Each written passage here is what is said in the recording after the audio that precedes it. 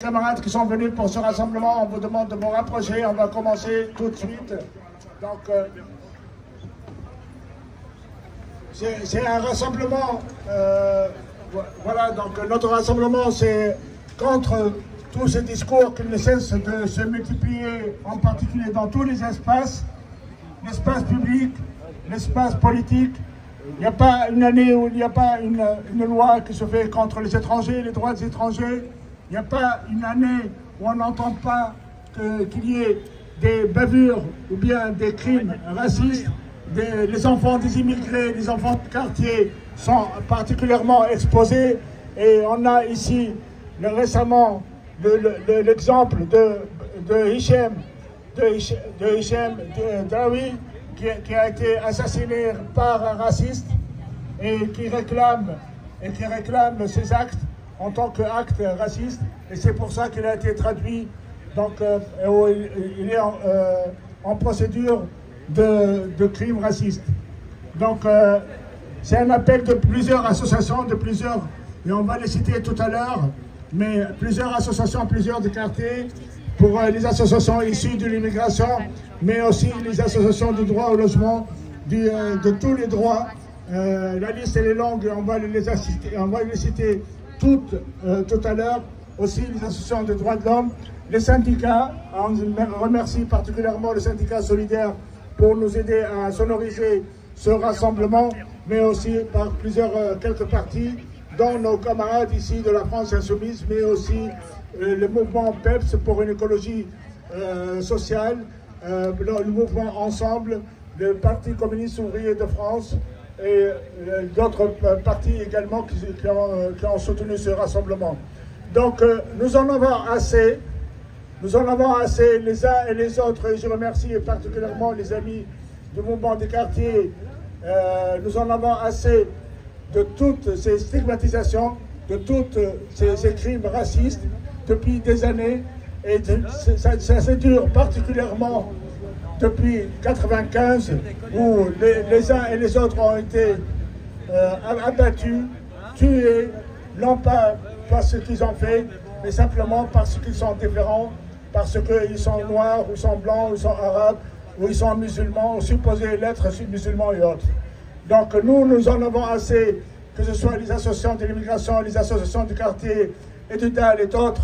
Donc nous en avons assez de cette politique, et surtout de tout ce que l'on entend dans l'espace public, que ce soit dans les médias, dans les rues, et sans qu'il y ait particulièrement une réaction efficace de la part des autorités et du pouvoir public, alors que nous sommes tous concernés par les droits, que nous donne la Constitution, et aussi le pouvoir politique et les autorités publiques doivent nous défendre les uns et les autres.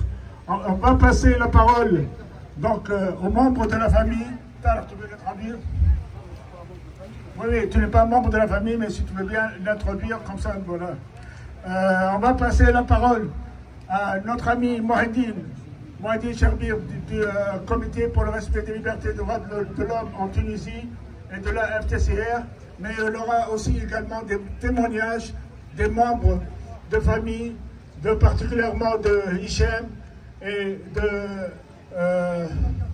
Jamel Benjabala, qui pourront aussi apporter leur témoignage direct de famille, et à qui on nous présente bien sûr nos condoléances. Voilà, donc je passe la parole directement à Mohaddine Cherbib pour la FTCR et CRLDHT.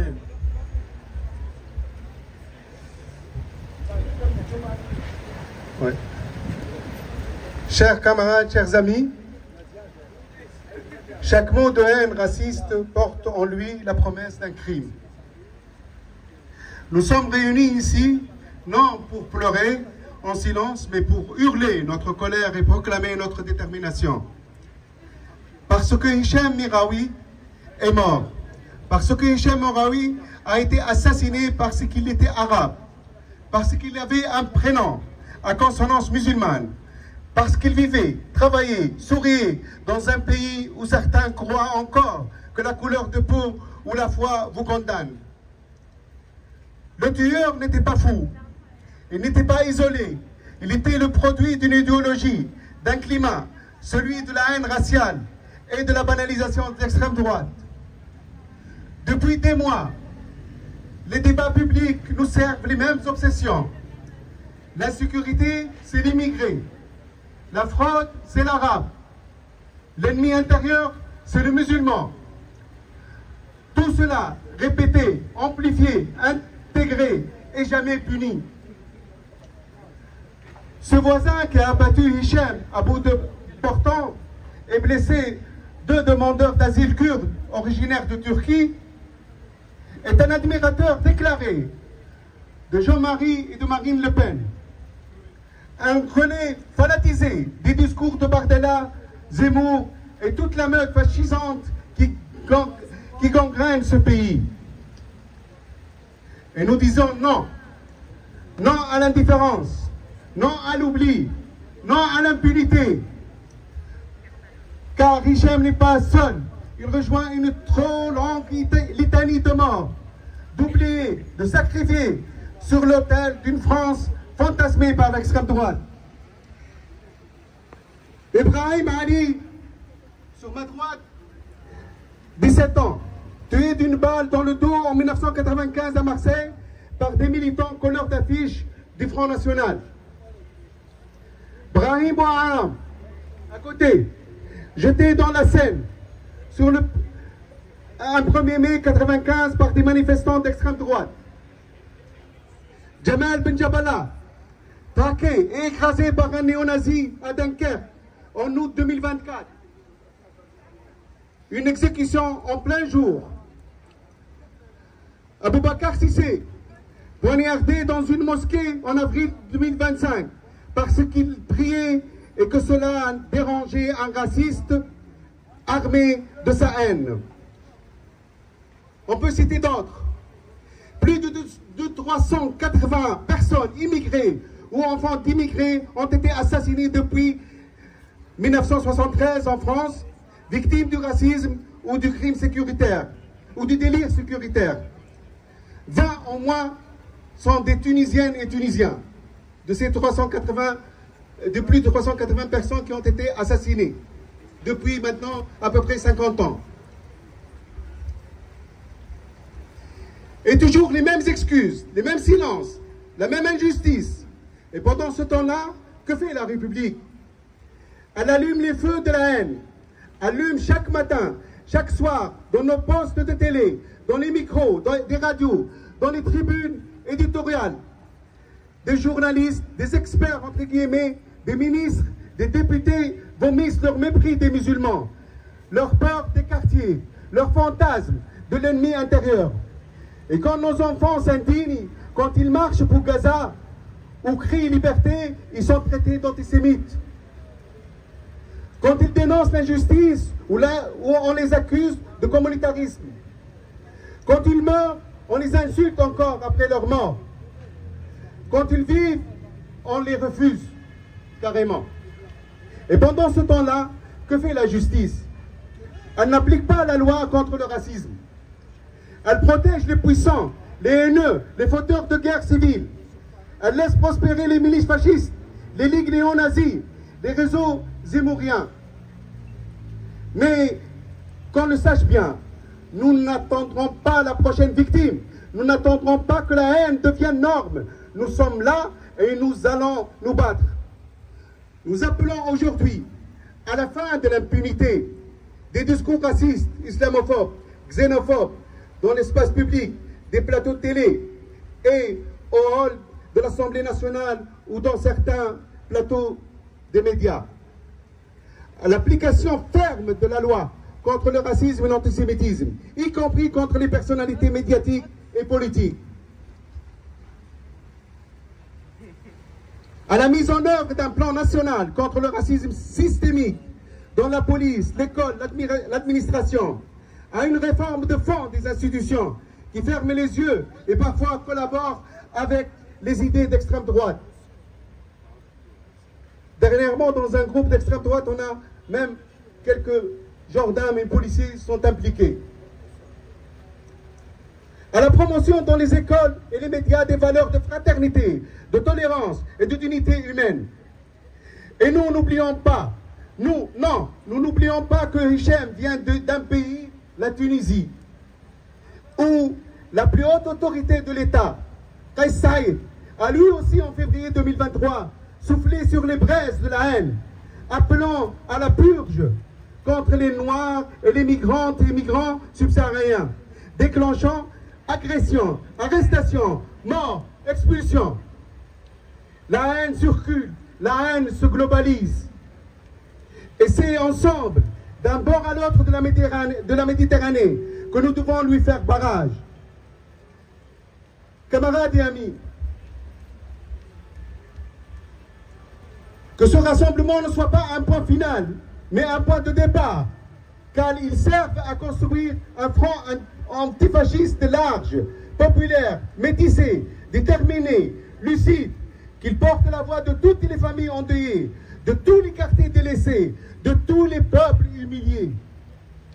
Le fascisme n'est pas l'extrême droite qui arrive, c'est le centre qui cède, disait Albert Camus licitement. Pour Hicham, pour Brahim, pour Jamal, pour Boubacar, pour les victimes du racisme et de l'extrême droite et des discours de haine, pour nos enfants, pour notre humanité, nous sommes là et nous ne céderons rien. Le racisme tue, l'extrême droite tue, l'inaction tue, nous sommes vivants et nous exigeons des actes. Merci. Merci camarades. Et nous sommes contre la haine, Je voudrais appeler Nadia, qui est la sœur de Jamel Benjaballah, qui a été assassiné en 2024. Veuillez l'accueillir, s'il vous plaît. Et aussi, c'est assez dur, mais c'est un peu fort. C'est fort aussi qu'elle puisse participer avec nous et puisse témoigner aussi. On oublie qu'il y a des gens, qu'il y a des histoires, qu'il y a des familles qui ont laissé leur place. Et je donne la parole à Nadia. Bonsoir à tous. Je remercie l'Assemblée des quartiers pour l'invitation, de nous permettre de nous exprimer. Je suis Nadia, la sœur de Jamel Benjaballah, qui a été tué le 31 août 2024 à côté de Dunkerque par un militant identitaire. Je ne reviendrai pas sur l'acte barbare et cruel de Jérôme Décofour qui a conduit à la mort de mon frère. Mon frère a été tué par l'ex de sa compagne. Le drame s'est déroulé devant les enfants du tueur et la fille de mon frère. Vous trouverez les éléments dans la presse, Mediapart, Blast, L'Humanité, Libération, Le Monde. Je ne reviendrai pas sur comment ça s'est passé, mais je vais vous parler de Jérôme Décofour. C'était le chef pour le Nord-Pas-de-Calais de la milice survivaliste raciste, la Brigade française patriote. C'est un groupe identitaire armé constitué de 700 à 800 sympathisants en France. Jérôme Décofour a harcelé mon frère pendant près de 3 ans. Il a insulté mon frère de sale bougnoule, de rat, de sarrasin. Il a instrumentalisé ses propres enfants en leur offrant des cadeaux comme des peluches en forme de cochon, des cochons en chocolat, un saucisson pur porc avec une étiquette halal. Mon frère a déposé plainte plusieurs fois pour injure raciste en disant son inquiétude par rapport à Décofour, car celui-ci détenait des armes et le menaçait en permanence. Jamal était éducateur spécialisé auprès d'enfants en difficulté. Il œuvrait pour le bien commun en véhiculant des idéaux républicains. C'était un homme de valeur, généreux, qui a aspiré à une vie simple et paisible. Un Français a tué un Arabe. Mais dans les faits, un Français a tué un Français. Sauf que la société ne considère pas Jamel comme un Français, mais comme un étranger de cette société. Pourtant, celui qui incarne le mieux les valeurs de liberté, égalité, fraternité, c'est bien Jamel, et non Décofour. Des parlementaires, nos avocats, ont demandé au ministre de l'Intérieur la dissolution de la Brigade française patriote. À ce jour, nous n'avons reçu qu'un accusé de réception de la part du ministère.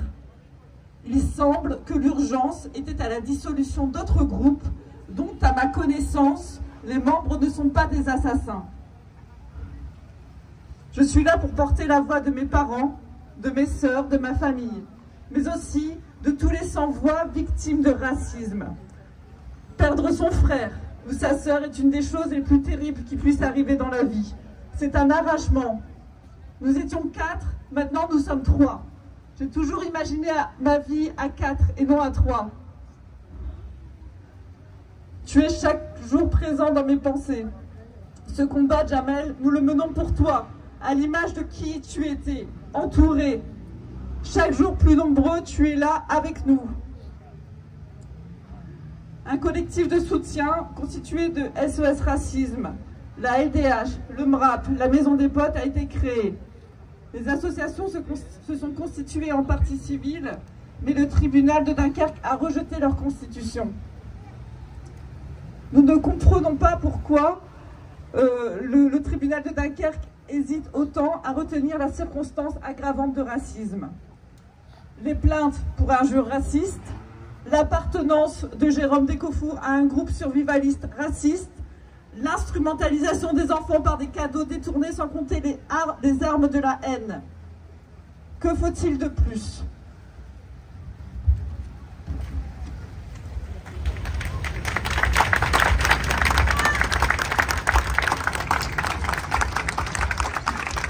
Unissons-nous contre le racisme. Tout mon soutien à la famille d'Aboubacar, d'Hichem. On organise un rassemblement le 28 juin à Dunkerque, où on espère que vous serez avec nous.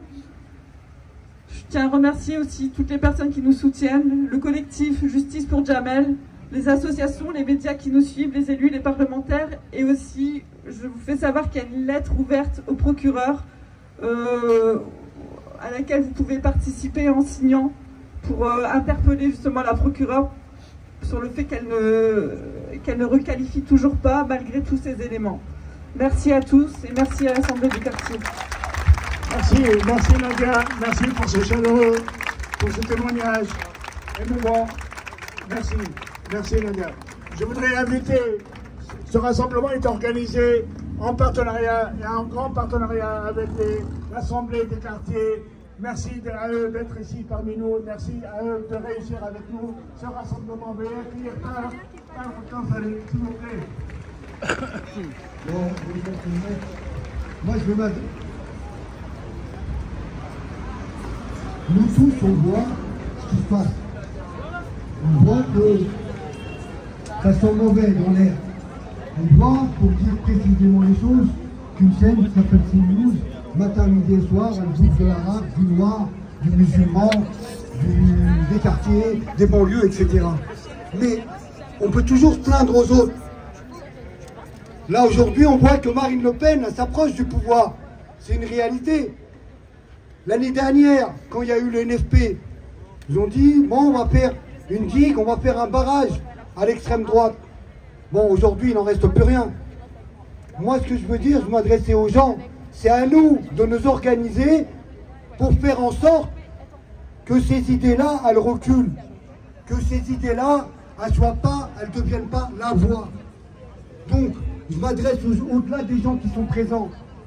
Moi, je fais partie de l'Assemblée des quartiers. L'Assemblée des quartiers, c'est une organisation qui se veut être une organisation politique des quartiers, qui veut organiser les quartiers pour qu'on puisse se défendre par nous-mêmes et pas on va attendre après touche pas à mon pote ou après l'ami Jean-Luc ou je sais pas qui. La gauche, elle s'est servie de nous pendant des années comme Kleenex.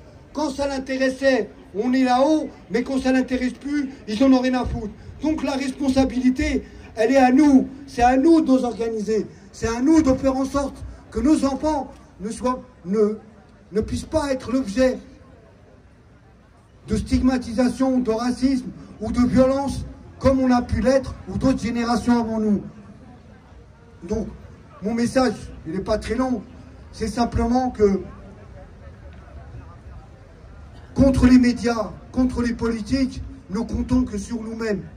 Et nous-mêmes, ça veut dire s'organiser pour faire en sorte d'avoir aussi une partie du pouvoir.